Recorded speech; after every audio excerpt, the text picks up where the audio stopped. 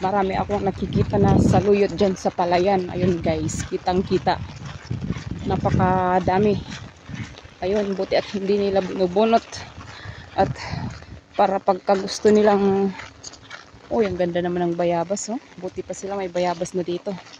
At ayan po guys, maraming bunga na ng bayabas, mga green pa sila, hilaw pa, kailangan pang pahinugin. So ayan guys, nakikita ko maraming saluyot na tumubo dyan sa palayan.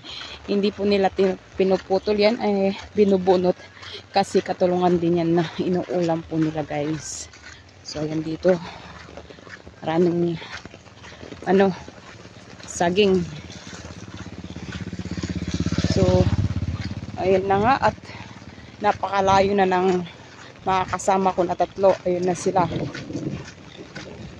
At si Cesar, pinagsuot ko ng kaputi pero basa na yung damit niya.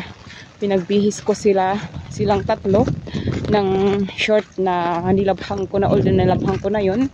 Pinagbihis ko lang sila ng nilabhan na damit kagahapon, kasi para hindi po basa ng basa. At alam niyo naman guys, ang panahon tagulan, mahirap po magpatuyo ng damit.